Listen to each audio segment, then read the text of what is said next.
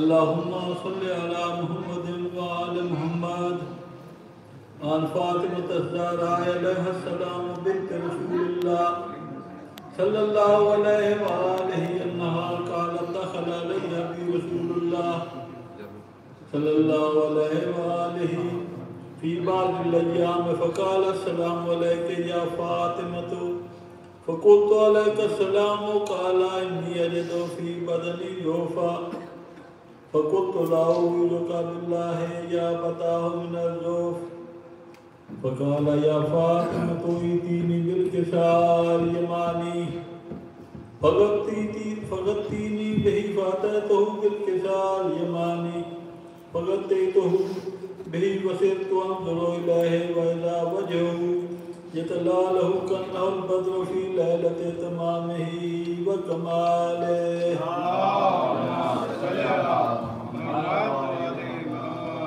फमा कानत इल्ला सातम व इज़ा बिवलदिहिल हसन क़द अक़बला क़ाल अस्सलामु अलैका या उम्महु फ़क़ुल्तु व अलैका अस्सलाम या क़ुर्रत ऐनी व समरत फ़ुआदी फ़क़ाल या उम्महु इन्नी अशम्मु इंदकी रायतन तय्यबा कअन्नहा रायतु जद्दी रसूलिल्लाह फ़क़ुल्तु नअम इन्ना जद्दका तहतल किसाए फ़अक़बल अल-हसन नहवल किसाए वक़ाल अस्सलामु अलैका या जद्दाहु या रसूलल्लाह अताज़नु ली अन अदख़ुला मअका तहतल किसाए फ़क़ाल वलैका अस्सलाम या वलदी व या साहिब हौज़ी क़द अज़िनतु लका फ़दख़ला मअहु तहतल किसाए।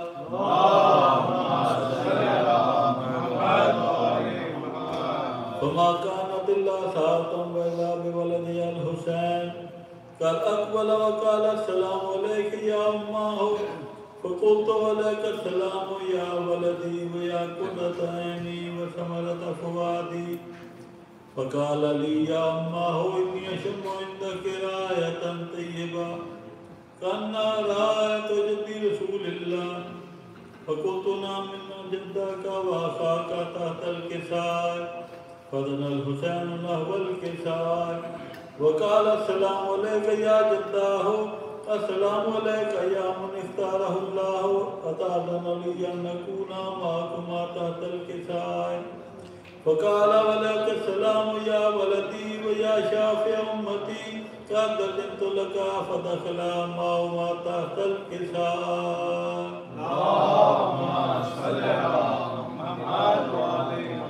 फ़अक़बल इंद ज़ालिका अबुल हसन अली इब्न अबी तालिब वक़ाल अस्सलामु अलैका या बिन्त रसूलिल्लाह फ़क़ुल्तु व अलैका अस्सलाम या अबुल हसन व या अमीरल मोमिनीन फ़क़ाल या फ़ातिमतु इन्नी अशम्मु इंदकी रायतन तय्यबा कअन्नहा रायतु अख़ी व इब्न अम्मी रसूलिल्लाह फ़क़ुल्तु नअम हा हुवा मा वलदका तहतल किसाए फ़अक़बल अली नहवल किसाए वक़ाल अस्सलामु अलैका या रसूलल्लाह अताज़नु ली अन नकूना मअकुम तहतल किसाए क़ाल लहू अलैका अस्सलाम या अख़ी व या वसी व ख़लीफ़ती व साहिब लिवाई क़द अज़िनतु लका फ़दख़ला अली तहतल किसाए।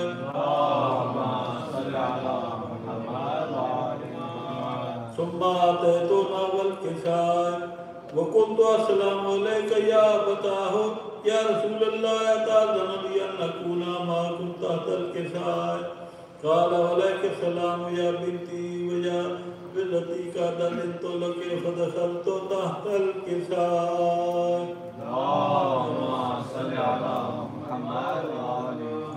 फलम्मा इख्तमलना जमीअन तहतल किसाए अख़ज़ बी रसूलुल्लाह बितरफ़िल किसाए वमा बियदिल युमना इलस्समाए वक़ाल लहुम्मा इन्ना हाउलाए अहलु बैती व ख़ासती व हाम्मती लहुम लहमी व दमुम दमी युलमुनी मा युलमुहुम व यहज़ुनुनी मा यहज़ुनुहुम अना हर्बु लिमन हारबहुम व सिल्बु लिमन सालमहुम व अदुब्बु लिमन आदाहुम व मुहिब्बु लिमन अहब्बाहुम इन्नहुम मिन्नी व अना मिनहुम फजल सलवातिका व बरकातिका व रहमतका व गुफरानका व रिज़वानका अलैया व अलैहिम व अज़हिब अन्हुम मुर्रिसा व तहिरहुम तत्हीरा।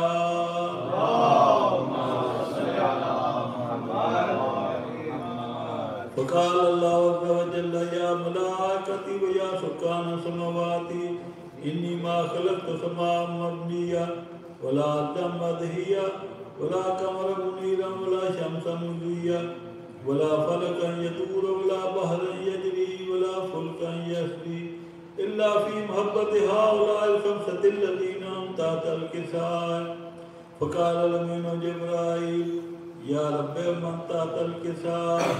फ़क़ाल अज़्ज़ व जल्ल मालु बैतिन नबुव्वा व मादिनु रिसाला फ़ातिमतु व अबूहा व बालुहा व बनूहा।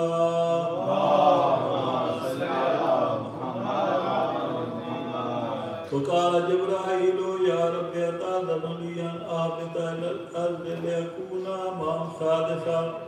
फ़क़ाल अल्लाहु नअम क़द अज़िनतु लका फ़अहबतल अमीनु जिब्राईल वक़ाल अस्सलामु अलैका या रसूलल्लाह अलनबियुल आला युक़रउका अस्सलाम व यख़ुस्सुका बित्तहिय्यति वल इकराम व यक़ूलु लका व इज़्ज़ती व जलाली इन्नी मा ख़लक़्तु समाअन मबनिया वला अर्दन मदहिया वला कमरन मुनीरन वला शमसन मुज़िया वला फलकन यदूर वला बहरन यजरी वला फुल्कन यसरी इल्ला लिअजलिकुम व महब्बतिकुम वक़द अज़िन ली अन अदख़ुल मअकुम फ़हल ताज़नु ली या रसूलल्लाह। फ़क़ाल रसूलुल्लाह वलैका सलाम या अमीन वाइल्लाह फ़इन्नहु नअम क़द अज़िनतु लका फ़दख़ल जिब्राईलु मअना ताहतल किसाय फ़क़ाल ली बिअन्नल्लाह क़द अवहा इलैकुम यक़ूलु इन्नमा युरीदुल्लाहु लियुज़हिबा अन्कुम अर्रिजसा अहलल बैति व युतahhirakum तत्हीरा।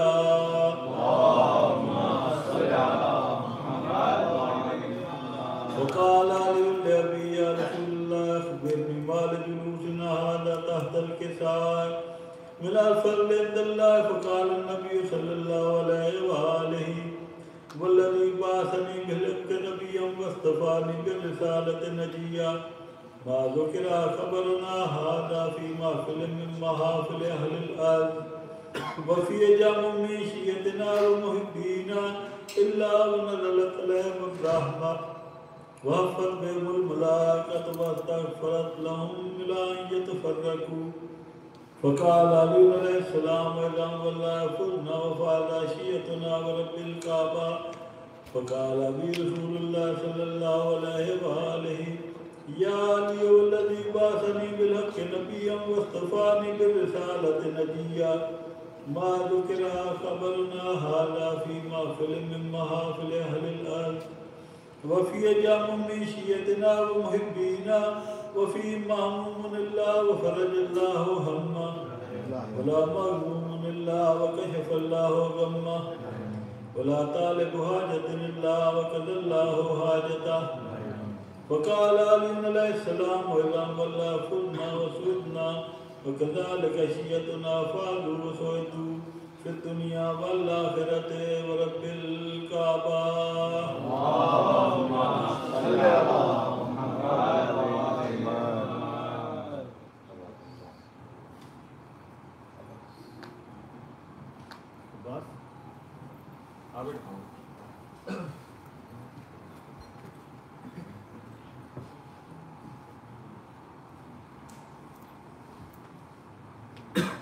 सलावत अल्लाहुम्मा सल्लि अला मुहम्मद व अला आलि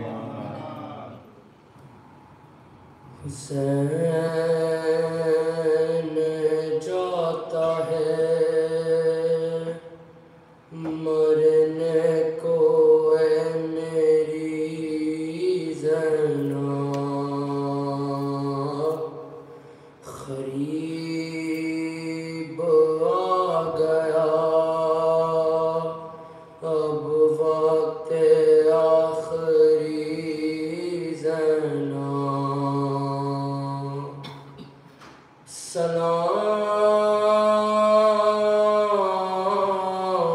सलाम तुम पे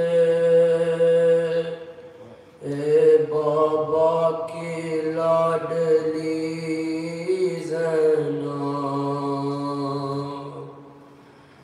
ज़ैनब ने कहा कौन है परदेस में मेरा,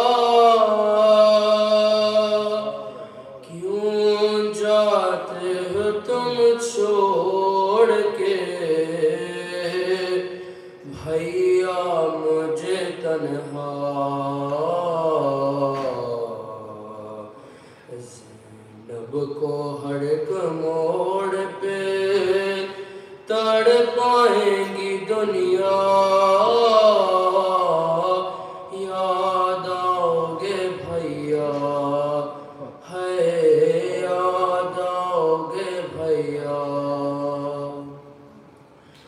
बाद आपके होगा मेरी गुर्बत का आलम, उस वक्त गरीबी करेगी मेरा मातम। सादात को जब राह में देगा कोई सदका, याद आओगे भैया, है याद आओगे भैया। याद आएगा भैया मुझे अरमान तुम्हारा, तुम देख नहीं पाए हो अकबर का जो सहरा। दावत कोई शादी की मदीने में जो देगा, याद आओगे भैया, है याद आओगे भैया। इस माह से मंसूब थी भैया मेरी खुशियाँ, थी सबसे बड़ी ईद मेरी तीसरी शाबान। शाबान के जब चांद को देखेगी ये बहना, याद आओगे भैया, है याद आओगे भैया। इतना था ख्याल आपको पर्दे के बरादर, ले जाते थे तुम रात को अम्मा की लहद पर। अब दे देखी ज़ैनब के खुले याद आओगे भैया, है याद आओगे भैया। दीदार भी हो जाएगा बेटी के बहाने, क्या शाम के जिंदान में आओगे सुलाने। सोएगी नहीं जब मेरी लोरी से सकीना, याद आओगे भैया, है याद आओगे भैया। ज़ैनब को हर एक मोड़ पे तड़ पाएंगी दुनिया, याद आओगे भैया, है याद आओगे भैया।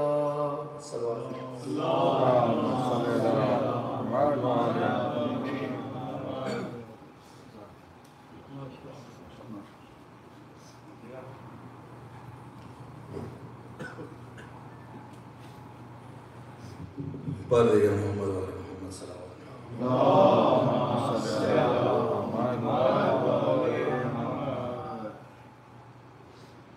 बराए कृष्ण इमाम ज़मान अलैहिस्सलाम बुलंद तरीन सलावत।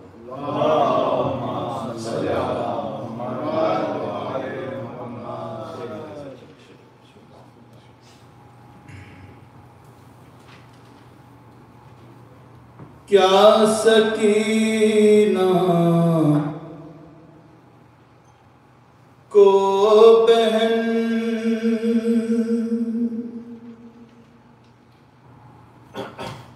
बहला रही है हुसैन, सिसकियां खैमों से किसकी आ रही है हुसैन। आएंगे अब्बास पानी लेके दरिया से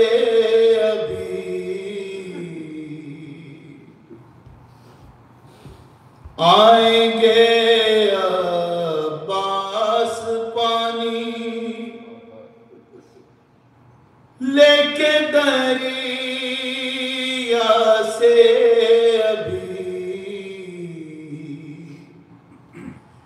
बिनते हैं दर सबको ये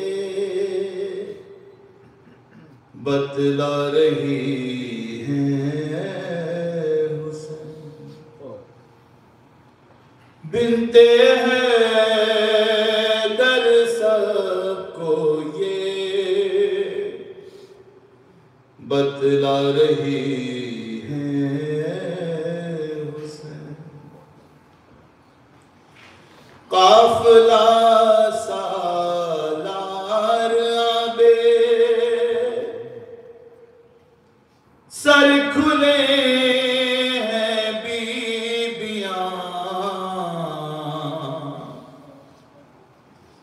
काफिला सालार आबे सर खुले हैं बीबियां,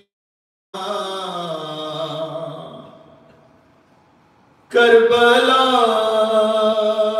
से सूए जिंदा जा रही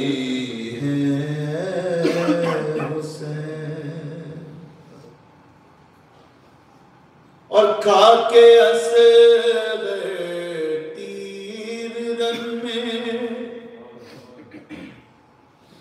सो गए लेकिन रबा खाके असर तीर रन में सो गए लेकिन रबा गुम ख्यालों में उसे बहला रही है हुसैन। लेके कोयटा खून भरा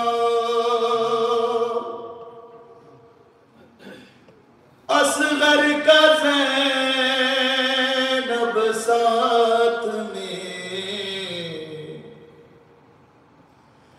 लेके कोयटा खून भरा असगर का ज़ैनब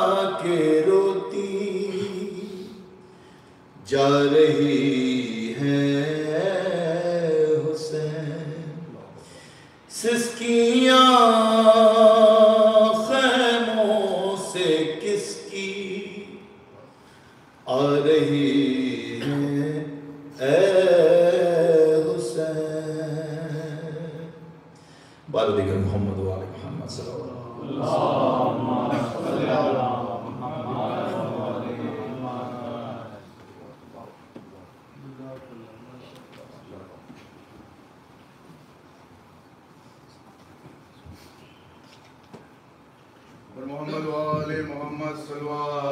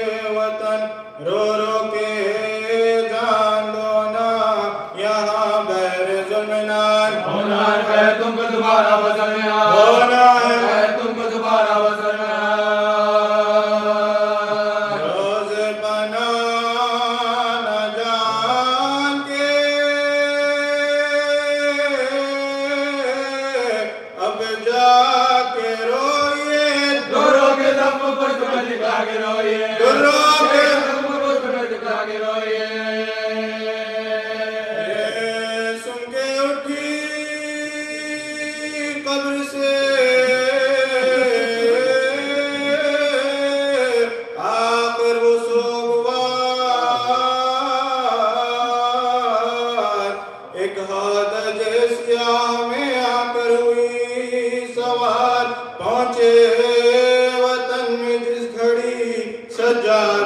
फिगार, पहले गए फकीर में जहरा की गुलजार, पहले गए फकीर में जहरा की गुलजार, बोले न के खबर से अम्मा दुआ भाई को के जहरा बिना शादाई, भाई को के जहरा बिना शादाई। अम्मा सुनाओ तुमको मैं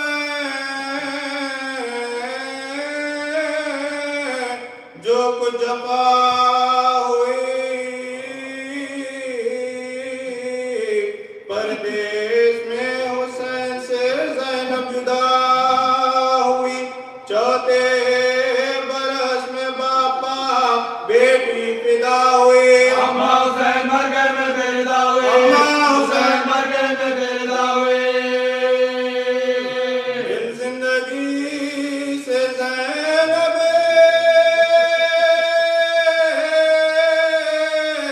मुस्तरका हट गया, मैं देखती रही तो शबीर कर गया, मैं देखती रही तो शबीर कर गया।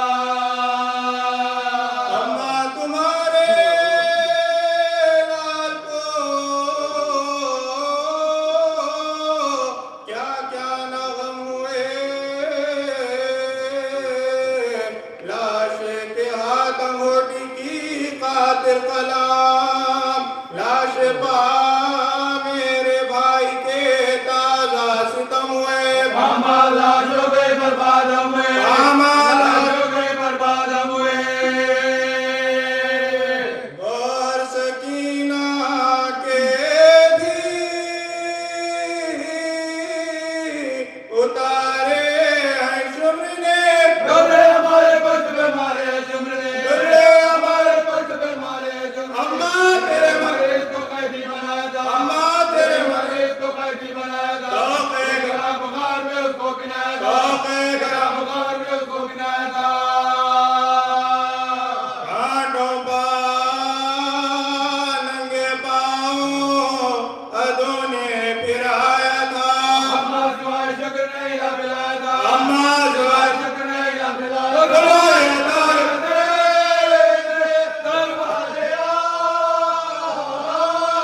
अम्मा सकीना मर गई, जिंदा निशान में, अम्मा सकीना मर गई, जिंदा निशान में।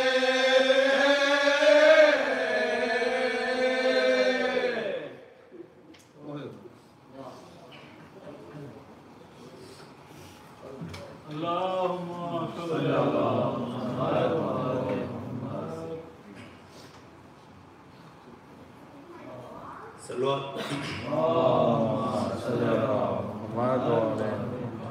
खैर से चुके आई है ज़ैनब, सदमे दिल पर उठाई है ज़ैनब, खब्र शय की बनाई है ज़ैनब, कुछ रीमों को ला, रीमों को ला, ये है ज़ैनब। कहती है रो के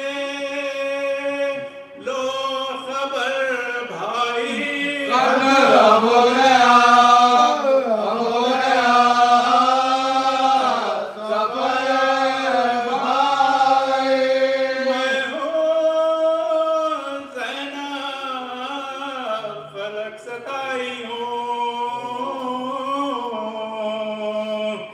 तुमसे मिलने यहाँ मैं आई हूँ, और लुटे काफ़िले को लाई हूँ। भाई क्या क्या सिता, भाई क्या क्या सिता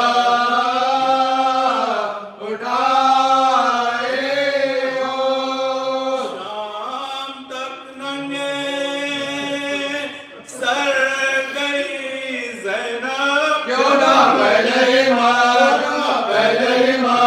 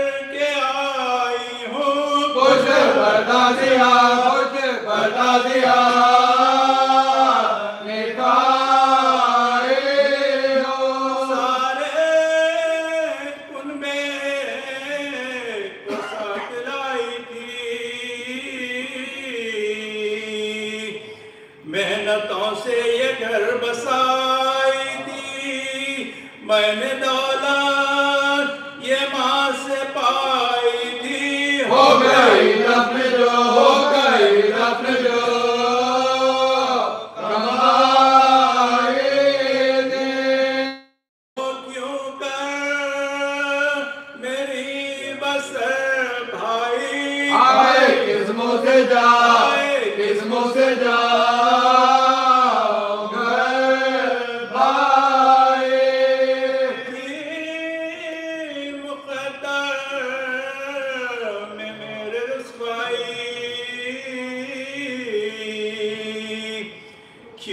दरबार ही में मौत आई, पेश हाकिम गई ये दुख पाई।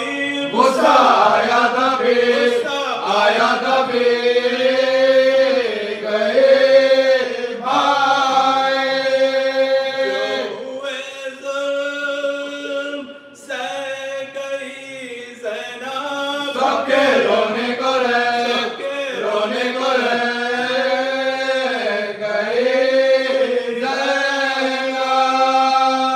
क्या बताऊं जो गुज़रे रंजुमन, बाजुओं में मेरे बंदी थी रसन, थे तमाशाई सारे मर्दोज़न, लुट गए, लुट गए, लुट गए, लुट गए पैसा, पैसा मार। गिरी बाज़ारे शाम में ज़ैनब, गए घर मारे आ, गई घर मारे आ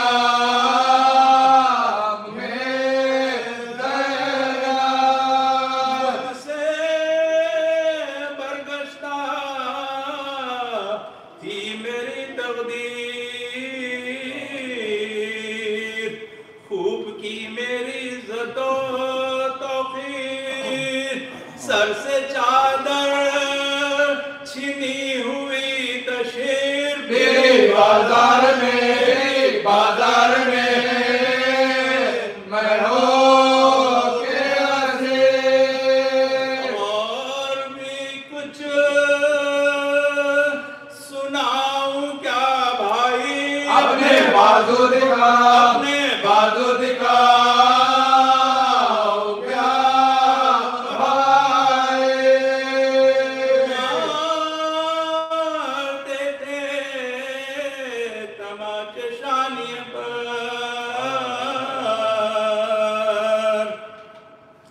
मारते थे तमाचे बानिया शर, कान से उसके छीन कर गौहर हो गया था लहू में कुर्ता तर। क्या कहूँ अब के भाई, क्या कहूँ अब के भाई रहा है जिया। सिमर की खाके सीलियाँ भाई, मर गई तेरी, मर गई तेरी मुझा भाई।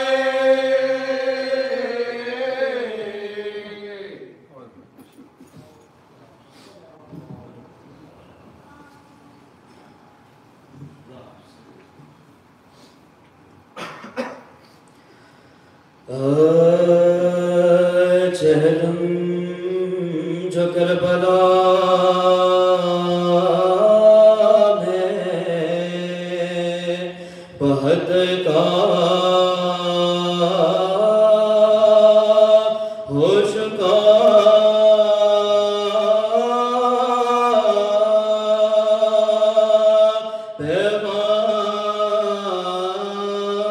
पैमान बेकसों के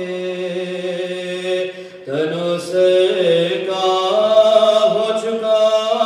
हमारे हुसैन के असर का हो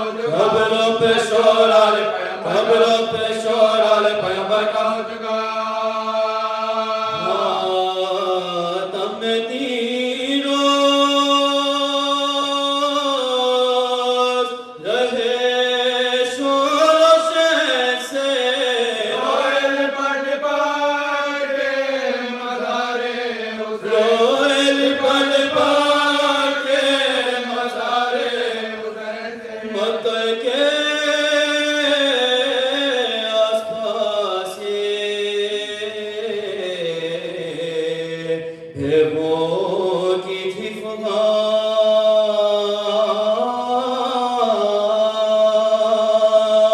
ज़ैनब जबील हल्पा धर करती थी बयान मेरे करबला हमसे दिन से तुम्हारे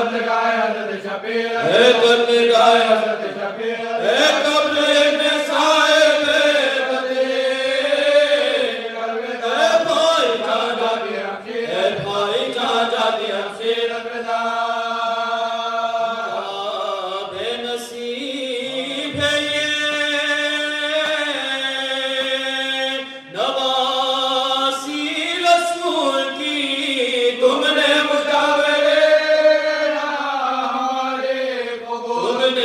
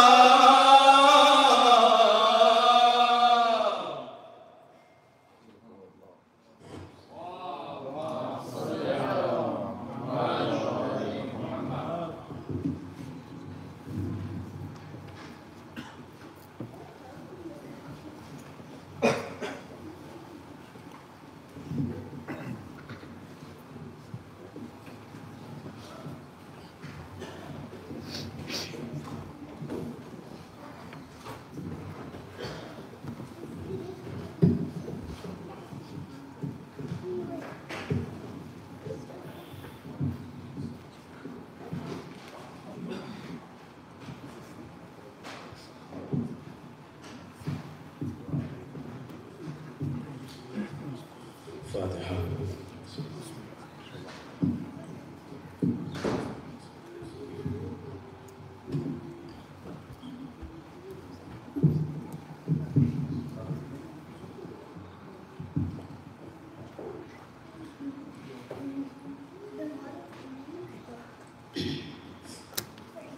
أعوذ بالله من الشيطان اللعين الرجيم. بسم الله الرحمن الرحيم.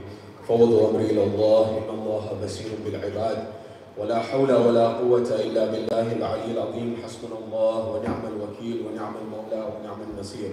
والصلاة والسلام والتحية والإكرام على الرسول المسدد المصطفى الأمجد المحمود الأحمد الذي سمي في السماء بأحمد وفي الأرض بأبي القاسم محمد.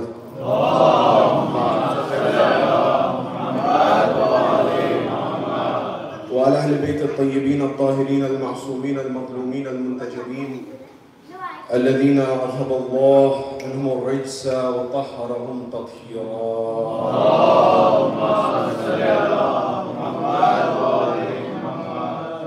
وقل رب اشرح لي صدري ويسر لي أمري واحلل عقدة من لساني يفقه قولي. أما بعد، قال الله تبارك وتعالى في كتاب الكريم: بسم الله الرحمن الرحيم. ولا تكونوا كالذين نسوا الله فأنساهم أنفسهم. صدق الله العلي العظيم. زينوا مجالسكم بالصلوات على محمد وآل محمد. اللهم صل على محمد وآل محمد. Question: what is an alamdar? In this conversation today, which I'll be having between English and Urdu inshallah, I want to give some segments that can be used by those who are listening and those who may get this message down the road about what Islam truly is. And in that journey, we as followers of the Ahlul Bayt are supposed to be symbols and role models of what it means to be a Muslim. And in that regard, it's very important for us to understand the symbolism of what is an alamdar, and that will become clear to you in a moment. The verse that I began with is a very important verse of the Quran, where Allah subhanahu wa ta'ala says, وَلَا تَكُونُوا كَالَّذِينَ نَسَوا اللَّهَ فَأَنْسَاهُمْ أَنفُسَهُم. This is from Surah Hashr, verse 19. This is when Iqbal, who's known as Allama Iqbal in the Indian subcontinent, and he's known as Iqbal Lahori in the Persian region, he was asked, what is the basis of your philosophy of khudi? And he said, if you wanted to know the basis of my philosophy of khudi, it is this verse of the Quran. And Allah says in the Quran, He says, do not be like those who forgot Allah and Allah made them forget themselves. That is to say that once you can forget Allah subhanahu wa ta'ala, you can get to a state of ghafla and heedlessness, then eventually you forget about that which benefits you as an individual. You can get caught into different aspects of the mirages of society. For example, the aspect of materialism. Now, by the way, Islam is not against other forms of capitalism, for example, necessarily. But materialism is different, and we'll get to that momentarily. You may have been told an aspect of Islam is just very different than what the reality of the matter is. First point. The second point which I want to come with to you is, what is it that made Islam successful in the early days and throughout times? And who were the flag bearers of Islam? Who were the alamdar of Islam? The alamdars of Islam, if you will. Who were explicit and implicit. Those who were literally on the battlefield and those who were before even the announcement, prophetic announcement officially. And what does that have to do with our world? And how does this, number three, have to do with role models and leadership in our world? And who you aspire to be impacts how you end up as a human being in life and in the world and society. And how important it is for us to never forget the Quran and the Ahlul Bayt. Because you can't fully comprehend the Quran without the practical implementation of the true role models who are the Ahlul Bayt. And inshallah, how does this all bring together in terms of Karbala as a philosophy for life at large? And how we use this beyond the Arba'in, beyond the Chehlum. That Karbala doesn't end with the Arba'in and the Chehlum, say the Shohada, only begins. Because every day is a Karbala in our own hearts and our minds. There is a revolution happening at every moment. But the question is, you and I, are we or not? This is our agenda for tonight, inshallah, this afternoon. Sallu ala Muhammad wa ali Muhammad.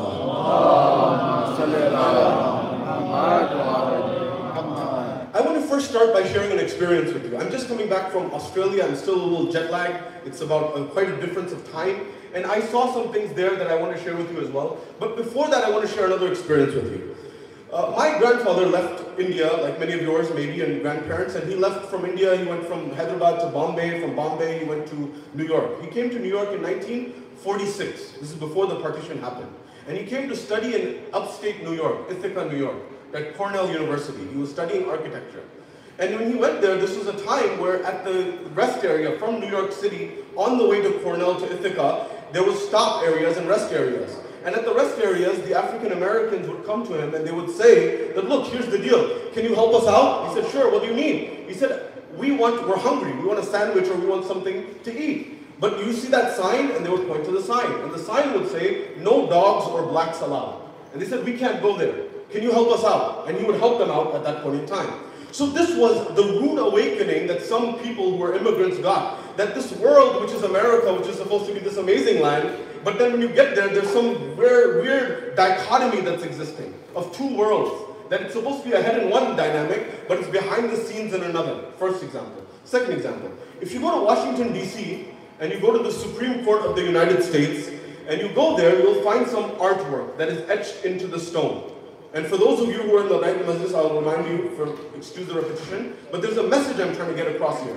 And in that, you will find Hammurabi and Hammurabi's code. In that, you will find Moses, who is etched in the stone. In that, till this day, you will find Prophet Muhammad etched in the stone of the Supreme Court of the US as one of the great lawgivers of the world, number one. Number two, if you go to the Library of Congress, the largest library in the history, in the world right now, you will find that there's a mural on an artwork on the roof. And on that, it will tell you those things which ideologically gave rise to America.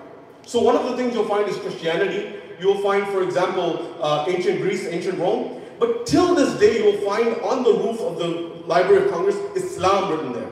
Meaning, what did it have to do with Islam? Third picture, 2007 January. Congressman Keith Ellison is elected into office. He's the first Muslim congressman in history. And he says, I want to swear in, as typically people do, but I don't want to swear in on the Bible because that's not my holy book. I want to swear in on the Quran. So they went to the Library of Congress, they got him a copy of the Quran, which was over 200 years old. And it had the letters T and J inscribed on it. And after that, that led to an environment where someone by the name of Dr. Denise Spellberg, who's a professor at the University of Texas, Austin, she was saying, why is this written there? She's a historian. And she led her to write a book called, and look and investigate why TJ was there. TJ stood for Thomas Jefferson. Thomas Jefferson had 2 copies of the Quran, not 1, but 2. And she wrote an entire book, which I recommend you read, called Thomas Jefferson's Quran. And she talks about Islam and the history of the founding fathers. That Islam has been here for quite some time. In fact, she says that not Jefferson, but George Washington, the first president of the United States, at that time, if you had slaves, they were property. You know how you give taxes on property? They were property. So George Washington had 2 entries on his taxes of 2 slaves that he owned. One's name was Fatima and the other was Little Fatima, who are 2 Muslims who she argues. And she says it's possible that Jefferson also had these. So what I'm telling you is the history of Islam in America goes very far back. What was the first country to recognize America as a country? Does anyone know? Morocco, exactly. And there's a huge history there that we need to remember. The founding fathers were actually more favorable and open to Muslims than you and I. But if you don't know this history and I don't know this history, what ends up happening is we start buying into the narratives of today. Now stay with me here. The concept is still identity and alamdar. So stay with me here. I went to India in 2020, right before COVID hit. And I went quite a few places. I went to Bombay twice in this one trip. We went for some philanthropy. So I went to Bombay, I went to Bhavnagar in Gujarat, I went to Lucknow, I went to Bangalore, and I went to Hyderabad. So I got a pretty good flavor of the environment there. And you know, for me, having never been there before, it was an interesting and eye-opening experience. It was a tale of 2 cities. If you've ever read the book by Charles Dickens, and you see and you realize it's the best of times and the worst of times. And so I got off in Mumbai or Bombay, and I saw these 2 worlds. And one moment there's extreme affluence, and they'll tell you this is some celebrity's house, and this is someone else's house, and this is some other person's house. And I'm staying in a place called Juhu, or somewhere in Bombay. And I don't know, and we passed by this slum, and they point this out because we were members of the Shia community trying to do development there. And they said this is a slum of Sadat, of Sayyids from the Ahlul Bayt line. And it was one of the most dilapidated parts of town. Now that doesn't mean there weren't some Shias and Sadat who were doing very well, but there was a lot who weren't. But this is what broke my heart. Then I went to Lucknow. Now Lucknow, having grown up and being born and raised in America, you have some romanticism about maybe this will be something. It's the land of Ghalib and the land of many other people who have lived there. And you come there and you're like, it's beautiful on one side, but it also became lost in the times. Meaning what? It's as if you had gone 200 years back in history and you were stuck there. That's why a revolution happened, more cultural, scientific revolution in the south. But then I went to the south and I went to Hyderabad. And you get off at the airport and it's amazing. You're like, this is phenomenal. Then you get out and you just leave the vicinity of the airport and you see these huge buildings. But then you go to the old city and the old town and it's a different world. And you start getting heartbroken and you start to see that was this the views. In fact, what I was told was that when the chief minister there wanted to see the most dilapidated slum in the town, he was told taken to a Shia slum. That doesn't mean everyone is like that. What I'm saying is, how did people who are followers of Bab-e Madinatul Ilm end up in an environment like this? That means there's a gap, there's a delta between what Islam was teaching and what practically got implemented. There may be external forces, I don't deny it and I don't doubt it, especially with the extremism that is in the air today. But at the same time, as followers of Ahlul Bayt, we had a different vision and we were supposed to have a different vision. Now stay with me here. When it comes to this, one thing that I want you to consider is many young people growing up in America, in the United Kingdom, where I've also been, in Australia, they're living dual lives. There's the life of the masjid, there's the life of the Imam Barga, there's the life that's there, and then there's the life outside of that. It's a zero-sum game, where there's one winner, one loser. And it seems that the winner is life, and the loser is Imam Barga and mosque. Why? Because people will say that what is the added value that I'm getting from the Imam Barga and the mosque? Is it detracting from my life or is it adding to my life? Now stay with me here. I went to Toronto, many of you have been there. There are Jamaat Khanas from the Ismaili community here. I'm sure there are many here as well, and in Houston I know there are as well. But they seem to say, from the friends that I have that are from that community, they get some worldly benefit as well. Now here's where I want you to realize.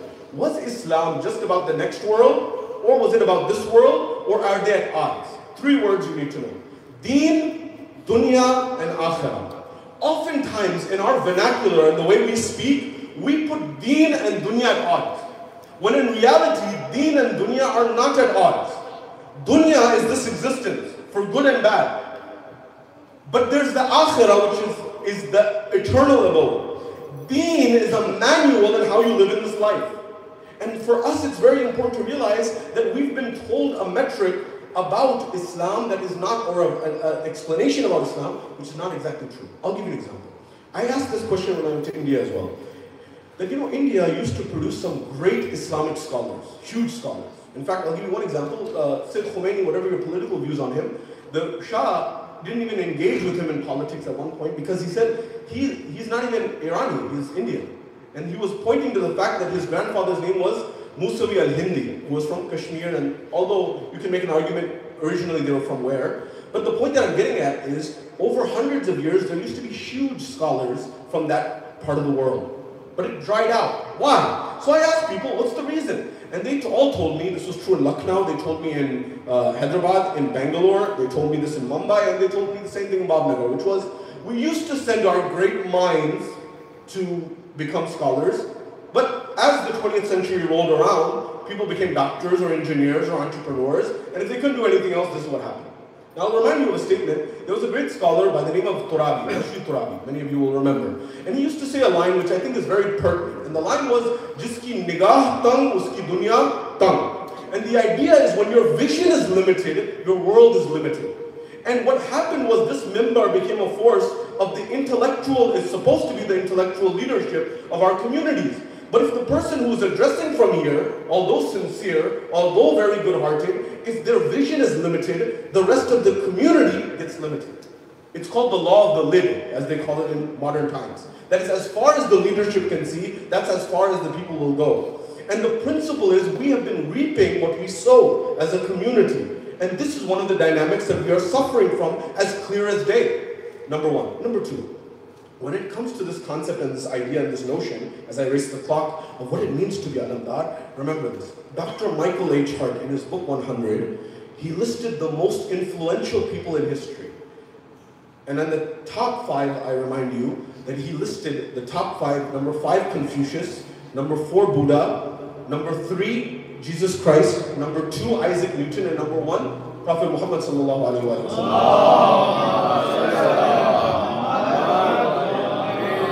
But why? They asked him why. And although he criticized Rasulullah in places, he said, I don't have a choice. He said, because every other person on this list, they brought a spiritual system or a secular system, but not both.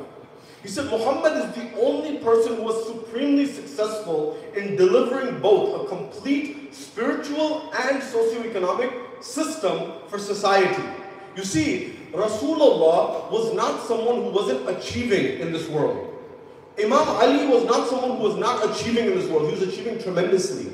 So what you and I need to figure out is, in Judaism, if you study Judaism, Judaism is a very world-centric religion, for better or for worse, because they don't have a concept of the hereafter. Modern Judaism has come up with the concept of the hereafter. But other than that, classical Judaism doesn't believe. Every 6,000 years, things repeat. In Christianity, it became a religion of totally the other end. Only the hereafter. This world doesn't matter. As you know, the Bible says it's easier for a camel to pass through the eye of a needle than it is for a wealthy man to enter the kingdom of God. This prosperity gospel that you hear is very new. It wasn't there in the time of Jesus. Now come to Islam.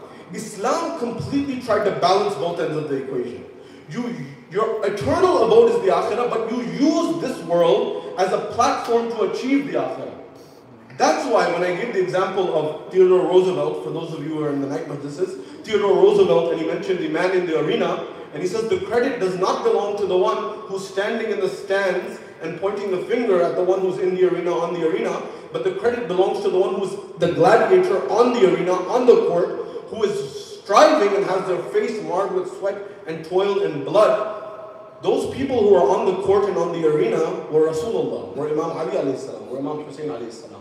They weren't on the sidelines. They were at the forefront. Even myself, I'll give you, when you look at your role models, make sure you understand this. Now, having said this, I come here. Iqbal is interesting. And Iqbal is someone who you need to know a little bit of his background. He left India and he studied in what's, at that time there was no partition, of course, and he had moved to the West. And he had studied in England, and he also studied at LMU, which is the top university in Germany. And he had studied, he had done his PhD there as well. And he saw where the world is going. He had studied classical philosophy from both sides, East and West. And he came to a conclusion that Islam ends at Karbala. Meaning, Islam, Imam Hussein put a fork in the sand, and he made a line in the sand, and he said, look, from here on out, there is the Islam of Muslims, and there's the Islam of Allah. There's the Islam of Hussein, and there's the Islam of Yazid. You pick which one you want. And he, as someone who was not objectively, he was not a Shia, explicitly at least, came to this conclusion. Not only him, Abu al-Ala Maududi also came with the same conclusion when he wrote Khilafat wa Mulukiyat. He said, after Ali, there's no Khilafah system in Islam. As a Sunni is saying this. He said it became kingdoms afterwards. And it's important for us to recognize these components. Why? Because our imams, our imma, are people who in every domain of life, they pursued excellence. Whether it was academic, whether it was entrepreneurial, which I'll come to momentarily, or whether it was statesmanship at the government level. If politics in and of itself was bad, Rasulullah would never endeavor it, Imam Ali would never endeavor it, and Imam Hassan would never endeavor it. It's how you and I as people implement those principles. So then Iqbal comes, and then he says, "Ek faqr hai shabbiri, is faqr mein hai miri, miras musalmani sarmaya shabbiri."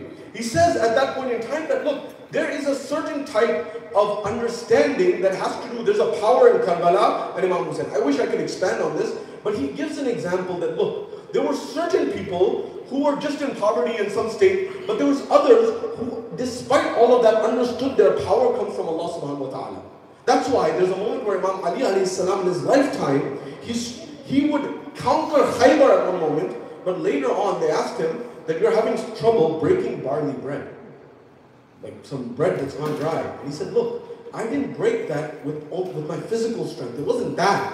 It was my strength of spirit. It was my strength and belief in Allah subhanahu wa ta'ala that allowed me to move those mountains to make that happen. Now stay with me. Now comes this concept of identity and why I brought this idea of alamdar and identity up. There's a principle, cricket is picking up in the world. After soccer, the most watched sport in the world is actually cricket, believe it or not. As much as we watch the Super Bowl, and it's great, they have 30 million people watching, if you look at India and Pakistan and the numbers, there's about 110 to 120 million people who watch that globally. In fact, even recently, Satya Nadella and SRK have invested in a cricket league in the United States. I'm sure you're aware of this. So the world is changing and it's becoming much more multinational.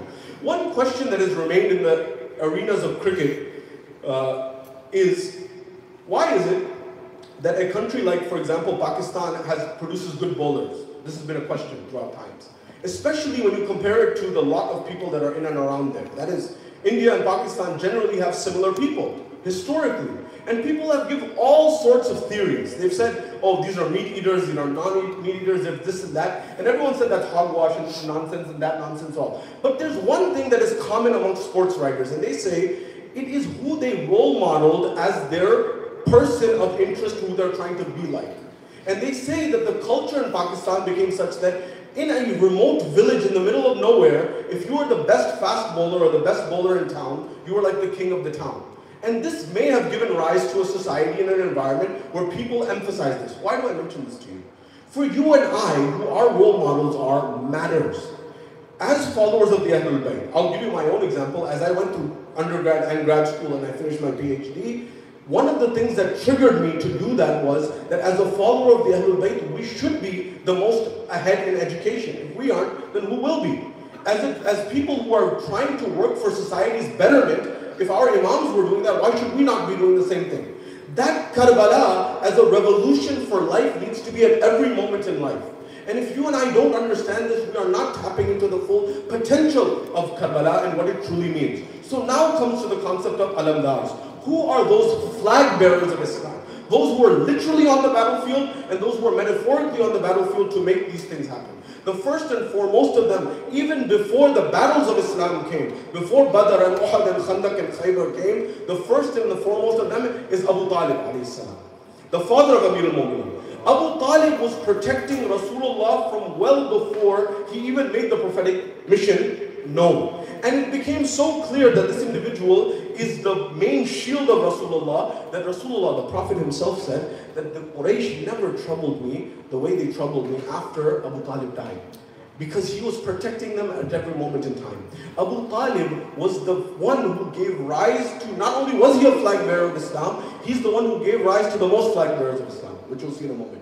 No one has given as much blood in Karbala as Abu Talib and his line, and you'll see that momentarily. Abu Talib was someone who had a tremendous amount of prestige and honor in Arabian society. You know, sometimes we think that the view of Islam is to be monastic.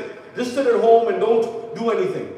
Abu Talib teaches us otherwise. Abu Talib teaches us that you can be a chieftain. He was a chief of the tribe, and he was a leader par excellence, and he was someone who fought for societal justice and equality. But why is it that people in the world had a problem with Abu Talib? And the reason is given by a poet.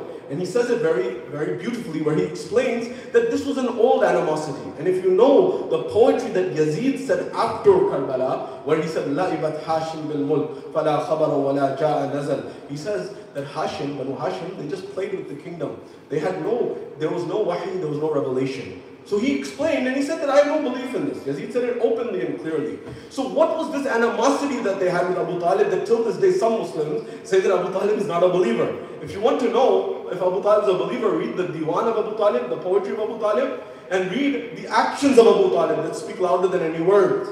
And don't call Abu Talib kafir, and Abu Sufyan Muslim. Because that is an injustice to the pages of history. But what is and there is one crime. There is one crime that Abu Talib committed. And that is what the poet has written. And what is that crime? Then you may be also surprised. And the poet says, Bas is khata pe tujhe is jahan ne choda hai. Bas is khata pe tujhe is jahan ne choda hai, Abu Talib. Bas is khata pe tujhe is jahan ne choda hai ke tere lal ne inke buton ko toda hai. Bas is khata pe.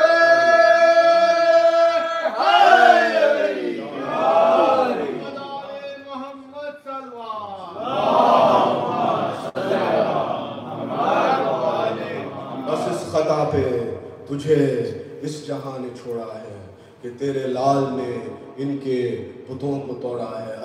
Ali alayhi salam, he broke the idols, not only the physical idols, he broke the idols of the heart and the mind. They couldn't tolerate that. Someone had an idol of Arab superiority. Somebody had an idol of tribal superiority. Someone had an idol of something or the other, and he broke all of those idols, literal and figuratively. Number one. Number two, Alamdar of Islam is Hamza. Hamza, the uncle of Rasulullah, who was known as Sayyid al-Shohada before Sayyid al-Shohada Imam Hussein alayhi salam. And he was killed in the battle of Uhud. And when he was killed in the second battle of Islam, the enemy on the other side, the same family of Yazid and Muawiyah, the Umayyads and Abu Sufyan, they literally ate the liver of Hamza. This cannibalism that took place hurt the Ahlul Bayt to the point that even they mentioned afterwards, she is Yabna Akilatil Akbar. When you read in Ziyarat, that's the line referring to the cannibalism of Hamza when you recite in Ziyarat, Waris and Ziyarat Ashur and the likes, right? This is something that really hurt the Ahlul Bayt, that she would eat the liver of, in fact, she made a necklace out of the organs of the face of Hazrat Hamza. This really troubled him. But he gave everything for Islam. Hamza was someone who was a very high caliber individual who was one of the flag bearers. Remember, Hamza was a warrior par excellence. I'm reminding you this because we as followers of Ahlul Bayt, these are our role models. So if Imam Ali, if Hazrat Hamza, if Abu Talib were our role models, then you and I should reflect those role models. We should be superior in terms of our excellence. We should be superior in terms of every aspect. We should strive for that perfection. Number two. Number three, Ja'far al-Tayyar. Ja'far al-Tayyar is one of the alamdars of Islam, one of the flag bearers of Islam, whose identity is tied. He is, of course, the brother of Imam Ali alayhi salam. Ja'far al-Tayyar. He is the father-in-law, of course, of Bibi Zainab.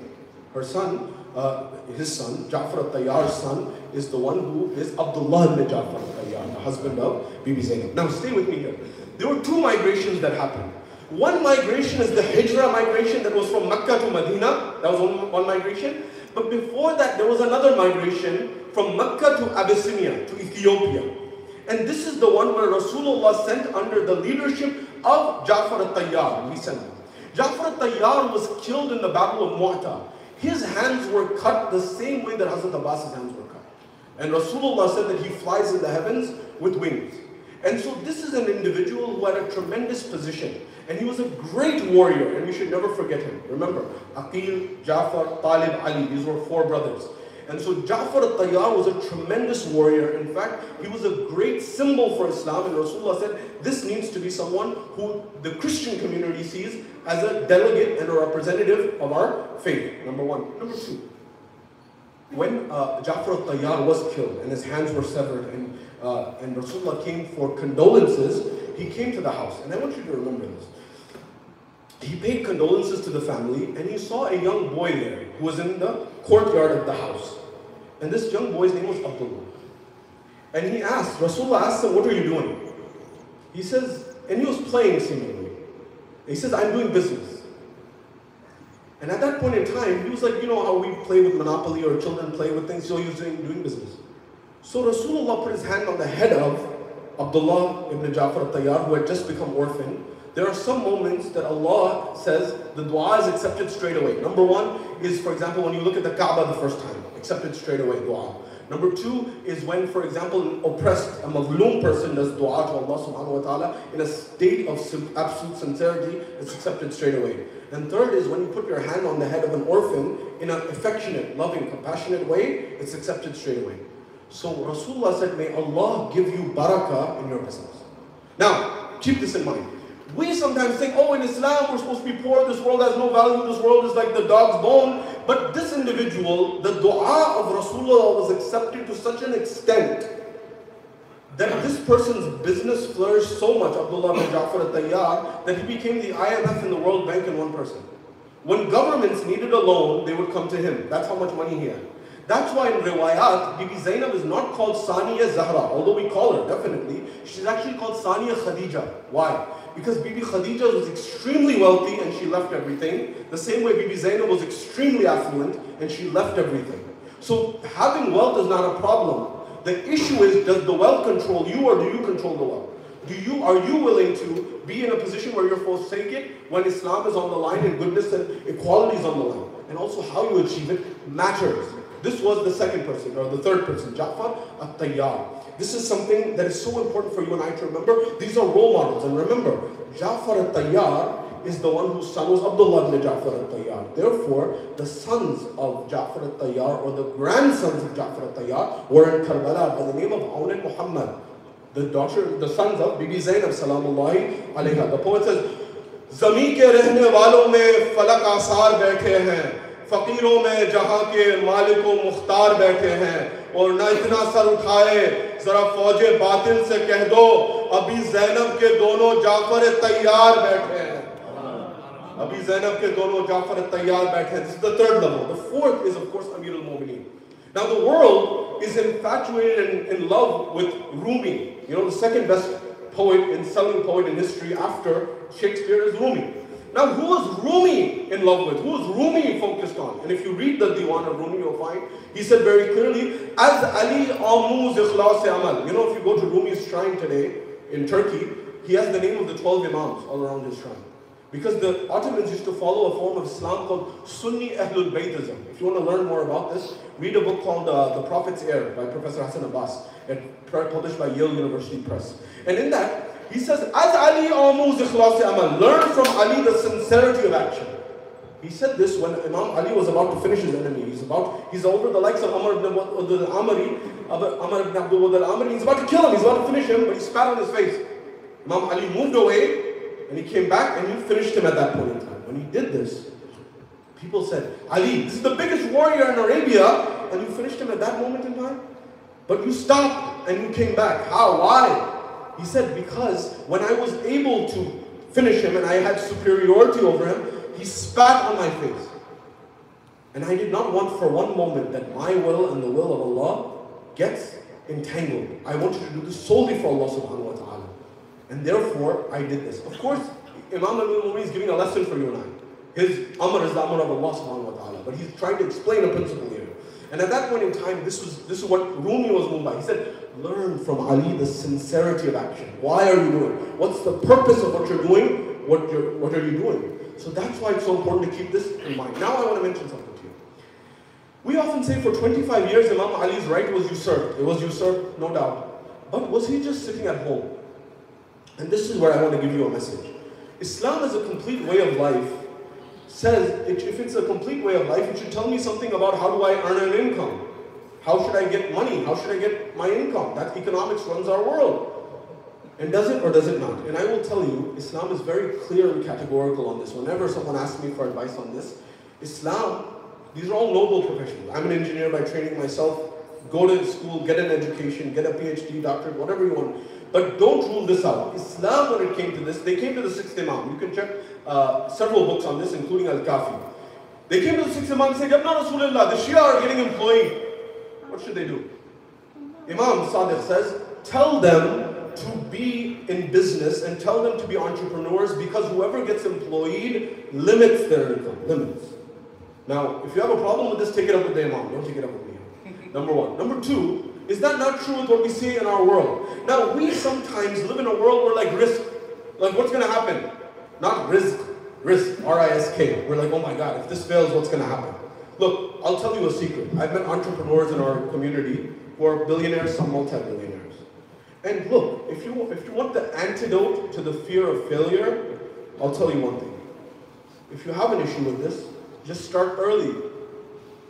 When you're under your mom and dad's roof, start a lemonade stand, build from there, start at 12, start at 13, start at 14.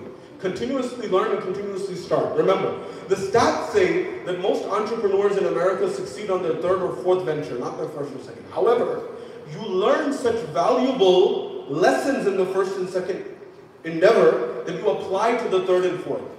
Now, we sometimes think the Ahlul Bayt were poor. Do you know that the Ahlul Bayt were actually quite affluent? They had 7 gardens that would pass generationally in their house, in their family. These gardens were built by Imam Ali alayhi salam. And he would go out in the suburbs of Medina and he would plant these orchards, and these orchards stayed in the family and they used to get residual income from them. So in our modern lives and words, Imam Ali was doing property development, as we would call it. But As their standard of living increased, as their income increased, they didn't increase their standard of living, they increased their standard of giving. And that's what the differentiating factor was with the Ahlul Bayt. They strived, in fact, Imam Ali says, if poverty, this is Imam Ali saying this, if poverty was a person, I would kill him. What? If poverty was a person, who would kill him? Because poverty prevents you from becoming your best version of yourself. Poverty often leads to criminality, not always, but if you're not able to survive, you will see that people will go to things that they don't want to do themselves. If you look at, for example, in Pakistan today, people are robbing others and they're apologizing with their faces covered, and they're saying, look, we don't have anything to eat. This is not what Islam was looking for. Islam was looking for everyone to actualize their full potential. And so that's why, if you want to read more about this, there's a book called Early Islam and the Birth of Capitalism by a gentleman, Benedict Kohler, who argued that the first capitalist in the history of the world is Prophet Muhammad. Now, here's the difference. There's unconscious capitalism and there's conscious capitalism. These are two different things.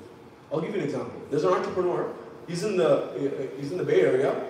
His name is Safwan Shah. He has a company called PayActive. If you go to the finance and business section in Apple Store, it's a top 100, 150. And so he said, hold on, the Bible says pay the wage of the poor person before their sweat dries, before the sun sets, for they are poor and deserving. This is the Bible. And Rasulullah, he said, the Prophet said, pay the wage of the laborer before their sweat dries, because they are deserving and they've earned it. And he said, why is it in America we pay people on a 2-week cycle? Why? And he asked this question everywhere. He said, hold on a second. And he didn't get a good answer anywhere for why that is. People had their own assumptions, but no one had a legitimate answer. So this led him to create something called earned wage access. Do you know how much we milk the poorest Americans for in auto loans, in mortgage, different types of loans, payday loans? Billions of dollars annually. The poorest Americans who don't have even $300 to $400 to make if they have an emergency. This is not what Islam was looking for. This is not what any conscious society would think of. And this is why it's so interesting to read Falsafatuna by Baqir Sadr, where he said something well ahead of his time. And he said that in capitalism, sometimes we give too much credit to people's minds and that they will do the rational and the ethical thing. And the reality of the matter is, when Dr. Daniel Kahneman won the Nobel Prize in Behavioral Economics, he revamped economics entirely. Why? Because in economics we had a fundamental assumption that people are rational actors. And he realized that people are not rational at all. We're very irrational and predictably irrational. And so this is what I'm trying to get at, is there's a whole nother world that can come across, but we as followers of the Ahlul Bayt should be inspiring them. So Imam Ali, very affluent towards the end of his life, but he used that for development. Proof, Al-Kafi, he had over 1,000 slaves that he freed with his own money. That money was coming from where? It was coming from the development that Imam Ali had. So the lesson for you is, get a good education, maybe work for a couple of years, get experience, but do entrepreneurship. And trust Allah in doing it. Do it ethically. Do it righteously. But that is what the Ahlul Bayt have emphasized numerous times. There's narrations that say the best aid to deen, this is from Al-Kafi, the best aid to deen is wealth. Number 2, there are 70 stages of ibadah. The highest of them is to seek a halal rizq for your family. Oh, I thought namaz was ibadah. I thought this was ibadah. Now keep in mind, how you do it matters. How you do it matters. I'm not giving a blank check here and saying do whatever you want. What I'm saying is ethical entrepreneurship, conscious entrepreneurship. That which makes society better. If you read the history of America, there's a book I recommend you read. It's called, it's by Max Weber. It's called The Protestant Ethic and the Spirit of Capitalism. And he says the Protestant, in particular Calvinist Protestants, they built America. And they said, look, they believed in predestination. Whoever's going to heaven is predestined and whoever's going to hell is predestined. And they said, well, how do you know who is the Jannati? They said, anyone who does good to society through their business is a Jannati. So what they would do is they would make a lot of money and they would funnel that money back into the community, and they lived very humbly. They didn't live very extravagantly. But over time, that spirituality was lost and materialism took on a life of its own, and it led to the world that we have today. Do something for the betterment of life. Do something to make the world a better place. There's a tremendous need. But more than that, share your intellectual capital. Motivate people. Why don't our communities have startup schools? Why don't we discuss entrepreneurship? There are solutions to the problems that people have. And this is something we need to be keen on. So Imam Ali, there's a whole world and a whole life. Imam Ali is our role model par excellence. Rasulullah and Imam Ali at every moment and time. I was at a Hussein Day program in the general broader community in Florida, and I said, we know Muhammad Ali, but we don't often know who is he named after. And what were the principles that were the ones that were there? The boxer, we know that. But Ali is arguably, and now this argument has been being made in the corridors of academia, that perhaps when Imam Ali said to Malik Ashtar that there are only two types of people, your brother in faith or your brother in humanity, he said this to Malik when Malik was going to Egypt, and Egypt was predominantly Christian at the time, it was not Muslim at the time. And so this may have been the first indication of separation of church and state in law and in governorship that we've ever documented. This is the trailblazer that is Ali.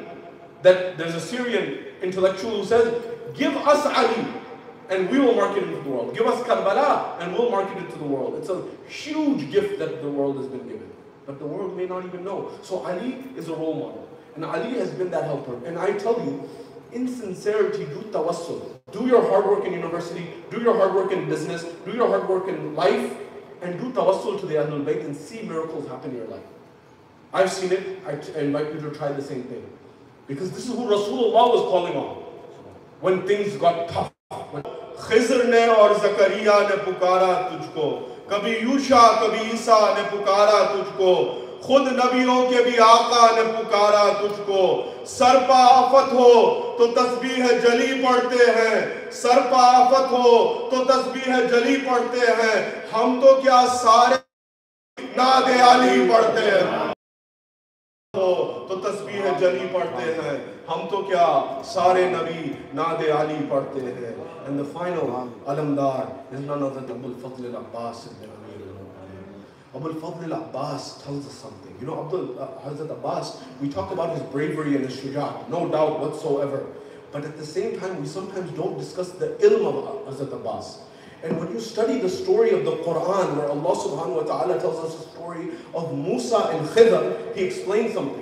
Allah tells Musa, who's his highest prophet, to go learn from someone who knows more than you in some domain. He tells to meet Khidr. And Khidr says, then they go through the 3 stages, and Khidr says, you won't have patience. And so he tells you, Khidr tells you, that there is a prerequisite to sabr. Before you have sabr, you have to have knowledge. And Abbas teaches us that the sabr that Abbas had explains to us how much knowledge Abbas had. That is, he had to have that patience of the broader vision of Sayyidul Shohada in order to do ita'at of the Imam.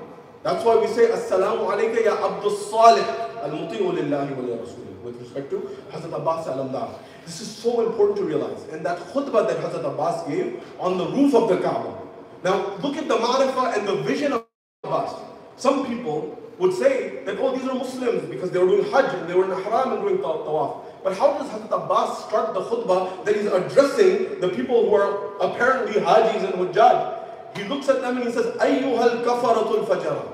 He says, oh kafirs of Fajr. Meaning what? The audacity, the courage and the truth and the intellect. That he's saying that you're doing tawaf of the Kaaba, but the Kaaba and who represents the Kaaba is standing right here, Hussein ibn Ali. His father, his grandfather, his ancestry, they built the Kaaba. And you are trampling over him and you're willing to kill him. Imam Hussein himself said, had I been a fly, an insect, had I been an insect in the vicinity of the Kaaba, they would have killed me anyway. Why did the Imam give this istiara or this metaphor, this example? Because even an insect is sacred in that vicinity. But he said they would not even consider that to be sacred, they would butcher me in that place. That's why it's so important for us to remember this. The vision of Imam Hussein is the vision of Imam Ali, Rasulullah, and all of the prophets. That's why in the ziyarah, we say, Assalamu alayka ya Adam, all the way up to Khatam. Because Hussein alayhi salam's movement is representing all of the prophets. And we need to make sure we never forget that. There is no differentiating factor there.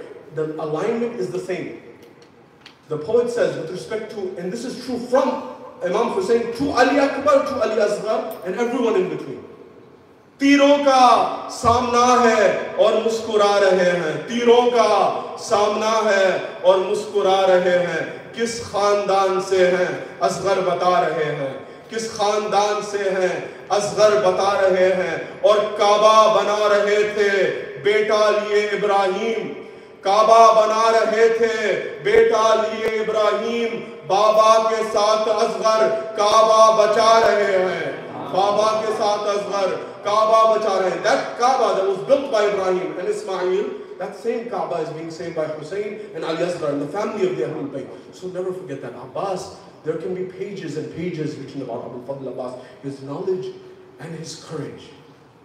But at this moment I want to discuss Abbas and the sacrifice of Abu Fadl Abbas. Azadaro, दो जुमले सुन लीजिए। अज़ादारो, अरबाइन आ रही है और चहलुम में इमाम हुसैन सामने है।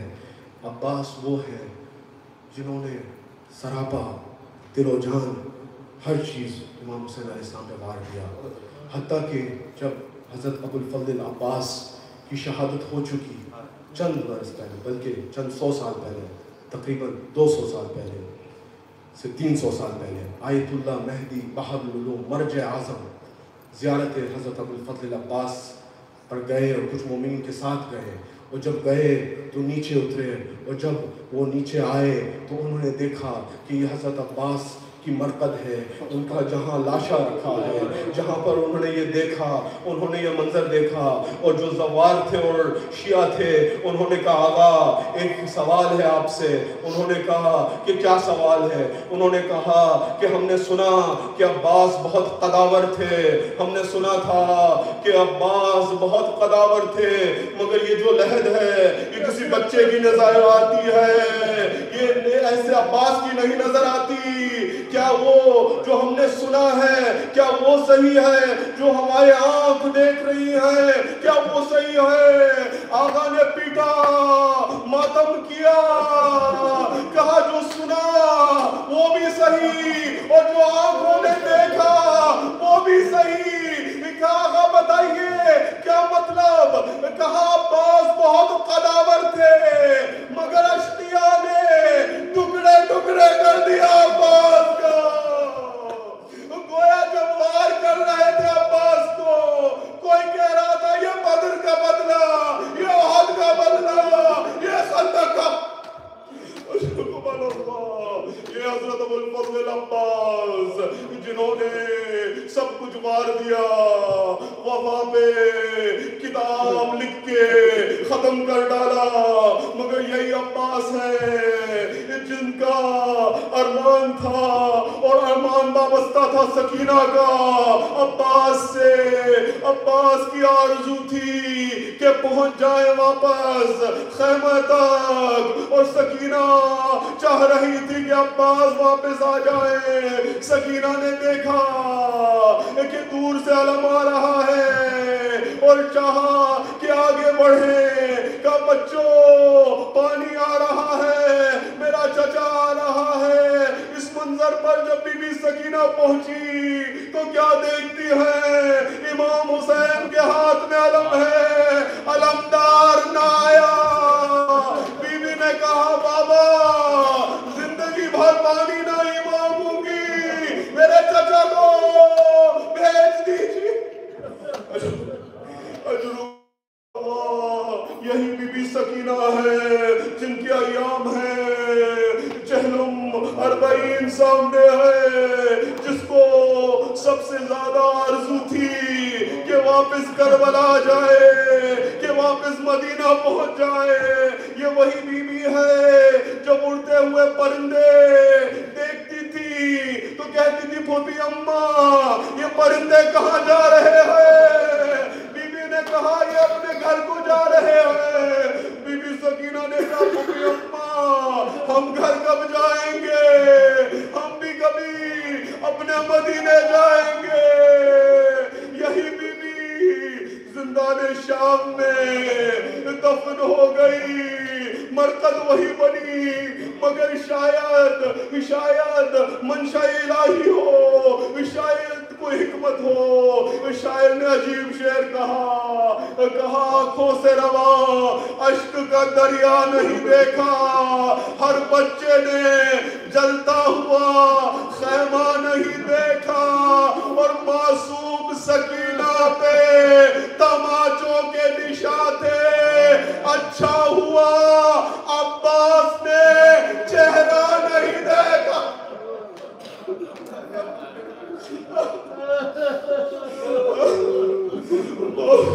सकीना पे तमाचों के निशाते अच्छा हुआ अब्बास ने चेहरा नहीं देखा। आज़ादारो आखिरी जहमत जब ये काफिला इकट्ठा हुआ शाम से और चाहा कि पहली मजलिस हो और फिर उसके बाद करबला की तरफ रवाना हो और वापस मदीना जाया जाए, एक मरहला ये आया कि तमाम बीबियां इकट्ठे हो गई, इमाम सज्जाद सब साथ हो गए, आखिर रवाना हो रहे हैं। मगर उन्होंने देखा कि एक बीबी है जो नजर नहीं आ रही, वो नहीं है। बीबी ज़ैनब ने कहा और देखा और कहा मैं अभी आती हूँ। बीबी ज़ैनब ने वापस जिंदान का रुख किया।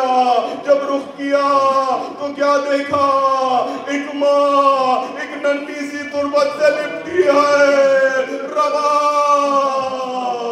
कहती है सकीना चलो वतन चले, चलो घर चले। बीबी लिपट गई। ये वही बीबी है जो एक बच्चे को करबला में, एक बच्ची को शाम में छोड़ आई है। ये वही माँ है।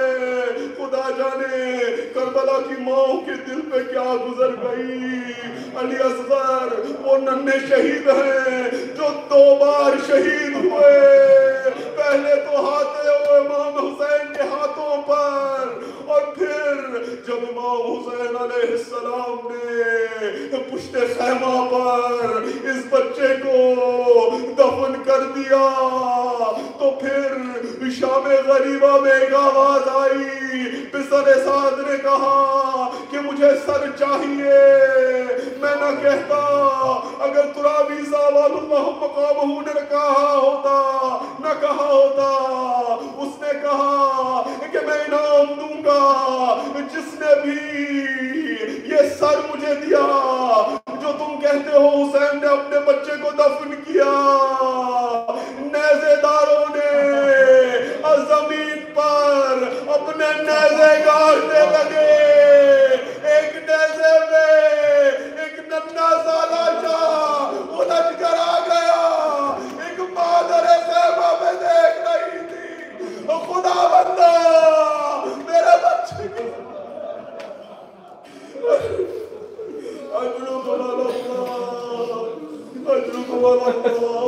उन माओ को याद कीजिए, करबला वालों को। मौत की आगोश में जब थक के सो जाती है माँ, तब कहीं जाकर रज़ा थोड़ा सुकून पाती है माँ और ये बता सकती है हमको बस रबाबे खस्ततान किस तरह बिन दूध के बच्चे को बहलाती है माँ, किस तरह बिन दूध के बच्चे को बहलाती है माँ। और उसकी गुर्बत पे दरो दीवार भी रोने लगे।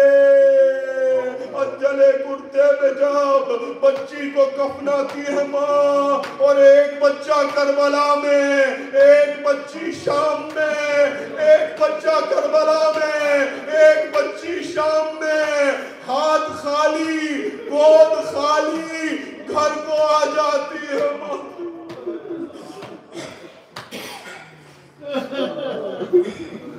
सल्लल्लाहु अलैहि या रसूलल्लाह, सल्लल्लाहु अलैहि या अमीरुल मुमिनीन, सल्लल्लाहु अलैहि या फातिमतुज़ ज़हरा व सय्यदतुन निसाء, सल्लल्लाहु अलैहि या हसनुल मुज्तबा, अस्सलामु अलल हुसैन व अला अली इब्न हुसैन व अला औलादिल हुसैन व अला अस्हाबिल हुसैन। मात अल हुसैन या हुसैन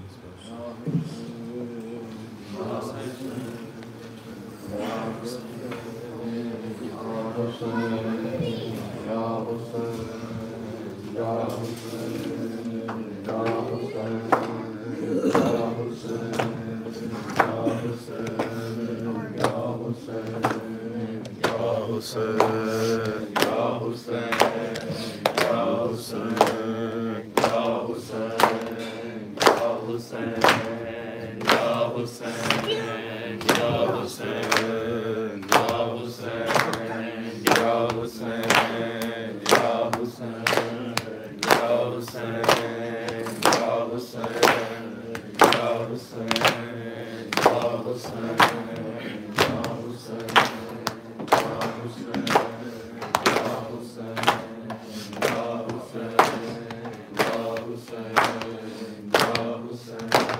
खबे शाम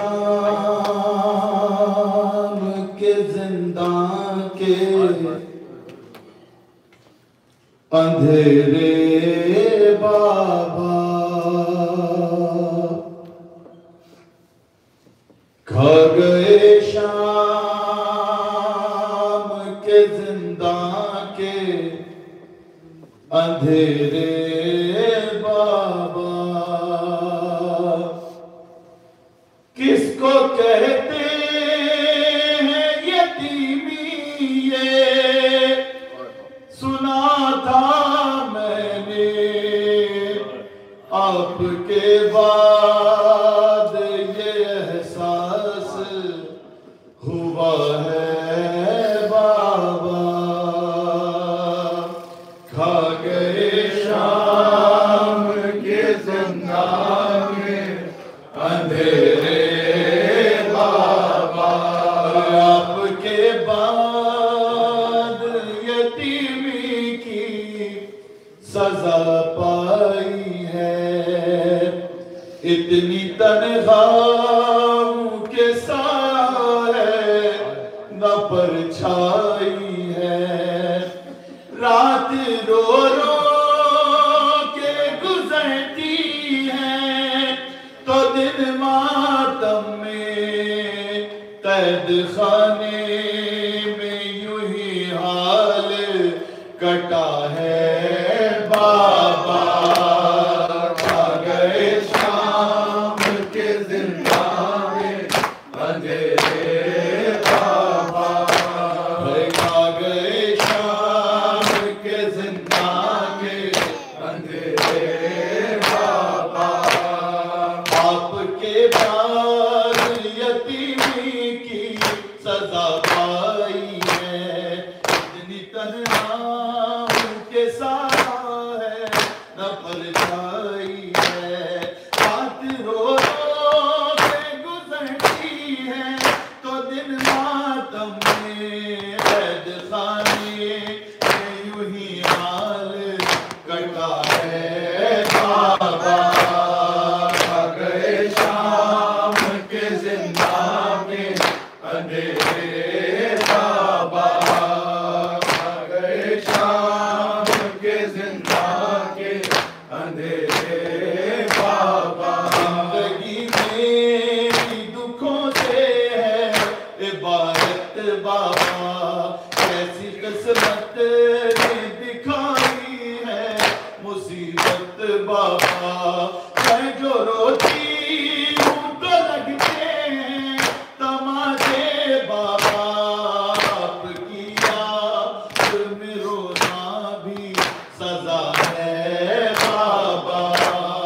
खा गए शाम के जिंदा के अंधेरे बाबा, खा गए शाम के जिंदा में अंधेरे बाबा। इश्क आँखों से निकलते हैं लहू कानों से, अब दरिंदों से नहीं खौफ है इंसानों से। एक मजबूर यतीमा पर सितम ढाते हैं, मेरी तकदीर में दुर्रों की जफा है बाबा। खा गए शाम के जिंदा में अंधेरे बाबा, खा गए शाम के जिंदा में अंधेरे बाबा। आपकी तरह से रूठे हैं उजाले बाबा, कौन जिंदान से अब मुझको निकाले बाबा। तुमने मांगा था दुआओं में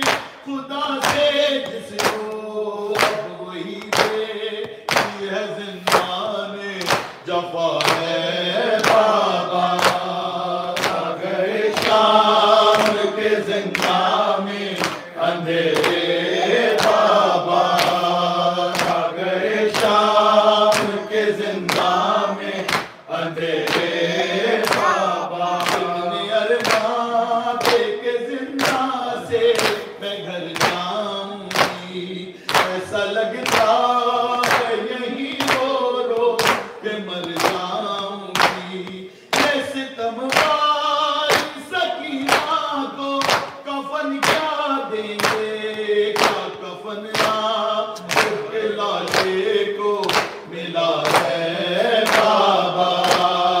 आ गए शाम के जिंदा में अंधेरे बाबा, आ गए शाम के जिंदा में अंधेरे बाबा। वावेला हुसैन वावेला हुसैन, वावेला हुसैन वावेला हुसैन, वावेला हुसैन वावेला हुसैन, वावेला हुसैन वावेला हुसैन, वावेला हुसैन वावेला हुसैन। करबला के बन में गरीबों पर बनी है। करबला के बन में गरीबों पर बनी, करबला के बन में गरीबों पर बनी है। करबला के बन में गरीबों पर बनी। नबी के मज़ार पर ज़ैनब है जमी, आंसू बहा रहे हैं आबिद हसीन।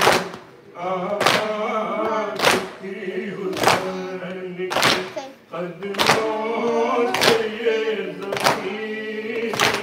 आबाद थी हुसैन के कदमों से ये ज़मीन। अब हाल ये है सर पर कोई साहिबा नहीं है। करबला के बन में गरीबों पर बनी, है करबला के बन में गरीबों पर बनी। पहले लगी हर काम एक ताज़ा क़यामत की राह में। बच्ची की हिचकियों का मंज़र निगाह में। बच्ची की हिचकियों का है मंज़र निगाह में। इंसान शाम में है सकीना यहाँ नहीं। है करबला के बन में गरीबों पर बनी, है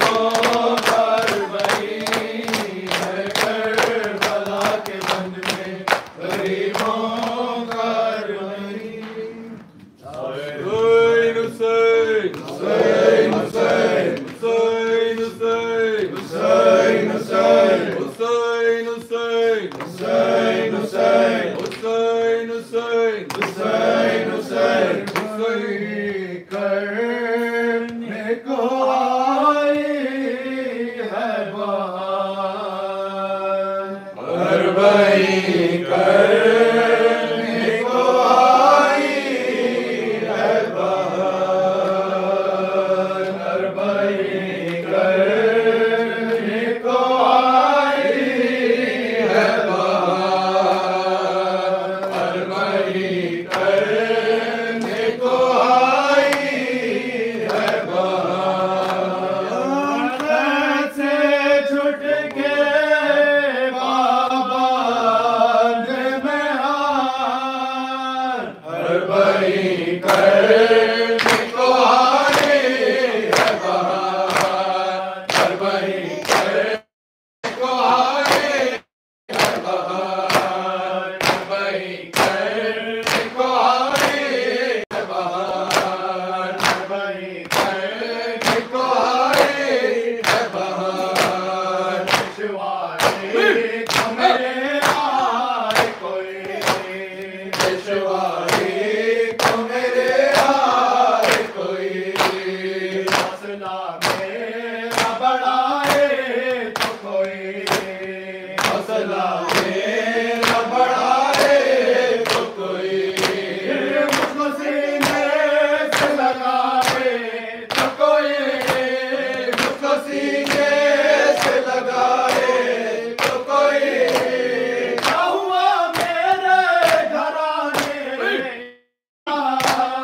अरबई करने को आई है बहार, अरबई करने को आई है बहार। मेरा पास दिलावर है कहाँ, मेरा पास दिलावर है कहाँ, मेरा अरमान मेरा कदर है कहाँ, मेरा अरमान मेरा कदर है कहाँ। दूल्हे वाला अली असगर है कहाँ, दूल्हे वाला अली असगर है कहाँ।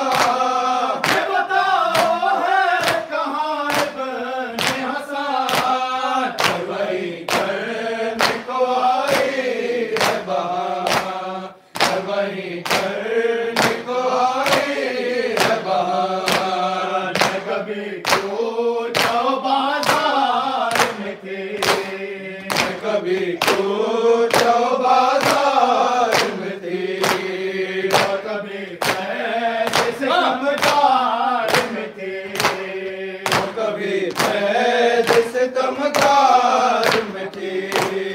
सरबराहना सर दरबार में थे, सरबराहना सर दरबार में थे। बड़ा फटके जो दर्द कहाँ, अरबई करने को आई है बहार, अरबई करने को आई है बहार, अरबई करने को आई है बहार। बाजों में मेरे रास्ते के बने, बाजों में मेरे रास्ते के बने। इस कोड़ों से बदन है जख्मी, इस कोड़ों से बदन है जख्मी। हर कदम पर ये उफतार नहीं,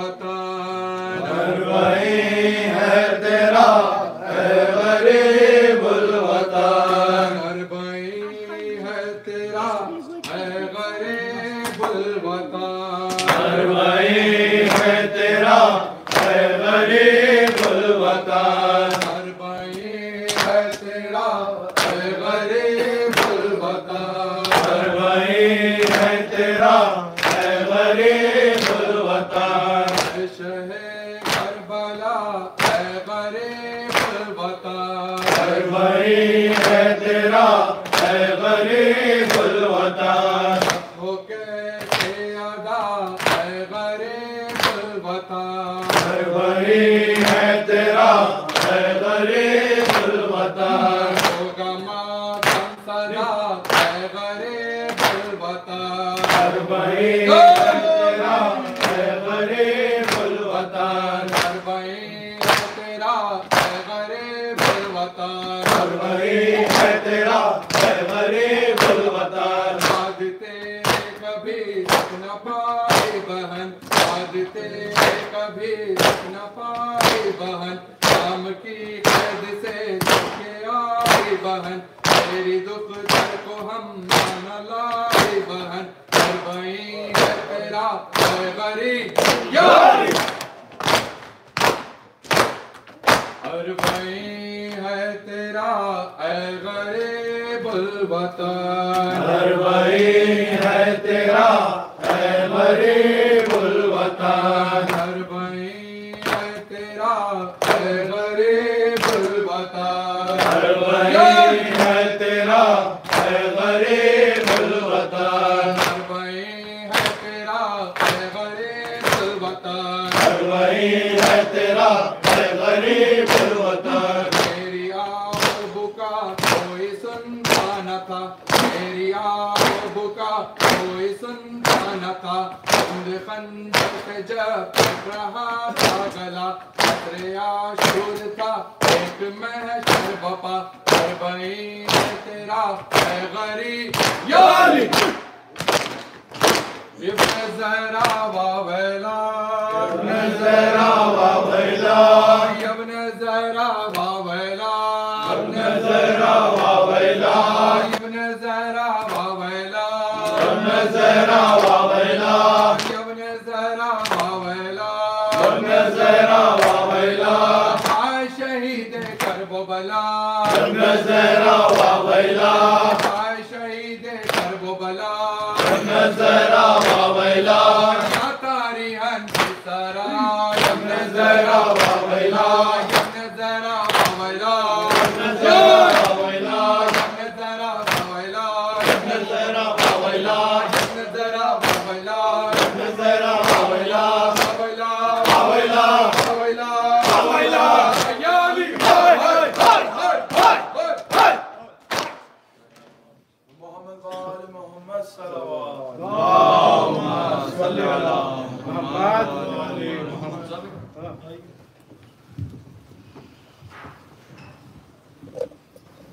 अस्सलामु अलैका या नबी अल्लाह। अस्सलामु अलैका या रसूल अल्लाह। अस्सलामु अलैका या हबीब अल्लाह। अस्सलामु अलैका या हुज्जत अल्लाह। अस्सलामु अलैका या बाइसुल हुदा। अस्सलामु अलैका या ताहा व यासीन। अस्सलामु अलैका या रहमतल लिल आलमीन। अस्सलामु अलैका या शफीउल मुज़निबीन। अस्सलामु अलैकुम व रहमतुल्लाहि व बरकातहू। अस्सलामु अलैका या अबा अब्दुल्लाह। अस्सलामु अलैका या इब्न रसूलिल्लाह। अस्सलामु अलैका या इब्न अलीउल वलीउल्लाह। अस्सलामु अलैका या इब्न फातिमतुज़ ज़हरा इब्न सय्यदतुन निसाइल आलमीन। अस्सलामु अलैका या इब्न खदीजतुल कुबरा उम्मुल मोमिनीन। लानल्लाहु उम्मतन क़तलतका। लानल्लाहु उम्मतन ज़लमतका। लानल्लाहु उम्मतन क़बलत बिज़ालिका फरलियत बिह। अस्सलामु अलैकुम व रहमतुल्लाहि व बरकातहू। अस्सलामु अलैका या गरीबुल गुरबा। अस्सलामु अलैका या मुनील दुआफा वल फुकरा। अस्सलामु अलैका या मुगीस सखियत वल दुआरफी बिल जज़ा। अस्सलामु अलैका या अनीसन नफूस। अस्सलामु अलैका या युलमल खुलूब बिल तूस। अस्सलामु अलैका या शमस शमूस। अस्सलामु अलैकुम व रहमतुल्लाहि व बरकातहू। अस्सलामु अलैका या साहिबुल असर वल ज़मान। अल्लमान अल्लमान अल्लमान। अस्सलामु अलैका या कामिल कुफ्र व तुग़यान, अस्सलामु अलैका या दाफ़िर ज़ुल्म वल उद्वान, अस्सलामु अलैका या शरीकल कुरान, अजलल्लाहु तआला फरजक, अल्लाहु मखरजक व ज़हूरक, व जअलना मिन अवानिक व अंसारिक व रहमतुल्लाहि व बरकातुहू।